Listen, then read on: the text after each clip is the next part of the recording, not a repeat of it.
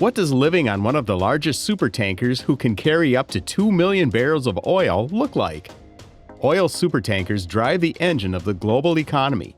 These mammoth ships deliver crude oil from one part of the world to the next and are essential to the survival of many economies around the globe. In this video, we will talk about the life on one of these largest supertankers around the world, so stay tuned. But before we continue and talk more about these oil tankers, I would request you to subscribe to our channel. Subscription helps our channel grow and supports our content. I will be extremely grateful for every token of support you send my way, so thank you in advance. Alright, so first off, are these oil tankers like a regular ship which just transports oil? No, these oil supertankers are completely different. These ships are collectively referred to as Ultra Large Crude Carriers, or ULCC. Throughout the maritime sector, there are 4 big ULCC, which are widely known. Referred to as Tanker International, or TI class supertankers, these are TI Oceania, TI Europe, TI Asia, and TI Africa. These oil supertankers trace their ancestry to the seagoing oil tankers, which became particularly popular in the late 19th century and early 20th century, when discovery and transportation of oil started on a global scale. This business eventually expanded to billions of dollars. It is difficult to overestimate the importance of these oil supertankers since oil-producing countries are few and far between, while the consumers are spread all over the world. These oil tankers have a huge capacity of carrying crude oil, with TI Oceania leading the pack with the ability to carry 3 million barrels of oil. The rest of the fleet has an average of transporting almost 2 million barrels of oil. Let's talk more about the structure of these supertankers. These oil supertankers are colossal in size. The tanker part itself is divided into 2 main types. Crude oil carriers are normally tasked with transporting oil to oil refining countries from where it is extracted. Oil is then refined into different other petroleum-based products when it reaches the refineries of those countries.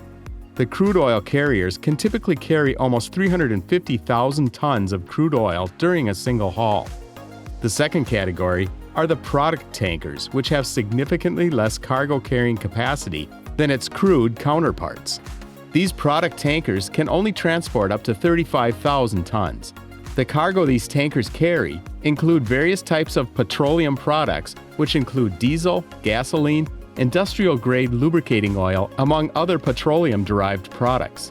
It bears repeating that while many developing and developed economies around the world rely excessively on oil for meeting their energy needs, transporting it is extremely dangerous. The hazardous nature of the job means that only highly trained, certified, and professional individuals can serve as crew members on these supertankers. These Navy personnel are usually tasked with operating, loading, and unloading the cargo of these huge oil tankers. The crew recruited to run supertankers such as these are subjected to various safety training procedures so that every crew member is well aware of the safety protocols in case there is an emergency on board. As you can probably guess, the safety protocols which these crew members have to follow are probably very different from those which have to be followed on a regular ship on sea. These supertankers are designed with a long hull, which is relatively flat. These supertankers consist of 8 to 12 tanks and usually have a 2-tiered hull. The purpose of having a double-storied hull is to protect the cargo, and in case there is a collision or the tanker is in danger of sinking, oil spills can be prevented as much as possible. All of these safety procedures usually start when the loading of oil cargo starts on these tankers. This involves a preliminary exchange of information between the unloading terminal staff and the captain of the tanker. All the details of the loading and unloading procedures have to be shared in advance, with all safety protocols.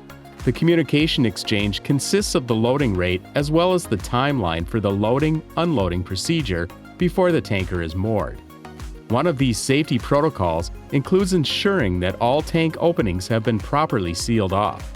Additionally, the watch personnel must also ensure that the insert gas valves are also aligned properly to the manifolds. The crew must be ever vigilant, as oil is flammable, and so every caution must be taken to avoid setting a spark off. To that effect, the crew must ensure that all electrical equipment, including radios and radars, have been switched off. Oil is pumped into the ship's tanks at a very slow rate, with only one tank. This is done to avoid static generation of electricity, which is enough to set the tanker on fire. After the process is complete, the crew members need to monitor the temperature of the cargo and do the remainder of the safety checks. After the chief officer is satisfied with the safety, other loading tanks are opened for pumping oil, and then the loading rates are increased gradually to the pumping rate agreed upon according to the schedule. The pumping of oil into the tankers can be a time-taking process, which may take anywhere between 1 to 10 hours. Oil tankers come equipped with huge engine rooms, safety equipment which includes gas equipment to combat combustibility, washing equipment for cleaning, and tanks to store oil residues. There are also auxiliary navigational systems in case there is an engine failure. To ensure that the supertanker is operating as per routine, there are a lot of routine checks involved. Crew has to remain vigilant and healthy, and for that reason, most supertankers have gyms and meals prepared to meet the demanding nutritional needs of these crew members. Crew members can go relax in the dining room, living room which comes with an entertainment system and internet connectivity to help connect them with their family members. The oil tankers can be used for both commercial and military needs. These supertankers can be used for refueling military vessels such as Navy warships, so that they can continue with their mission. This comes in handy especially for maritime operations which are spanned over huge distances where mooring on any country's harbor is not an option. The tankers which do this are called replenishment tankers and have specifically designed containers to hold fuel as well as munitions. This process is generally referred to as underway replenishment or as connected replenishment. The whole process is extremely risky since it involves 2 or 3 ships running at the same speed and holding the same course for an extended period of time. This refueling process can again take anywhere up to hours. The time required depends on many factors such as the fuel pumping capacity, size of the ship, as well as the training of the crew. Another technique can also be used for transfer fuel. This is referred to as a vertical transfer technique and is usually done through a helicopter. The helicopter transports munitions or fuel. However, this process is normally used for transporting something more sensitive than fuel, especially when the task revolves around refueling an aircraft carrier, which would require much more fuel than what the helicopter can transport. In this case, the refueling must be done by an oil vessel. The oil vessel must be able to plot a similar course after matching the speed with the aircraft carrier. After that, an operator fires a shot line to pull the distance line. This is done to establish contact between the 2 ships.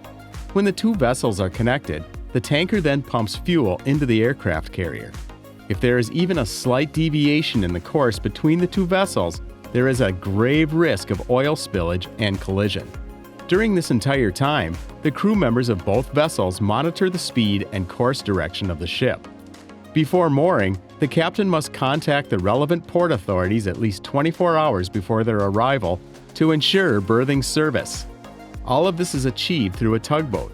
Tugboats help push the tankers in their relevant berth. It is important that the ship's engines are turned off so that all of its mobility is through this tugboat. That's all about the life on these supertankers. I hope you enjoyed the video. Smash the like button if you did. Stay tuned for more content like this. Thank you for watching this video till the end, and make sure you subscribe to the channel and press the bell icon before leaving.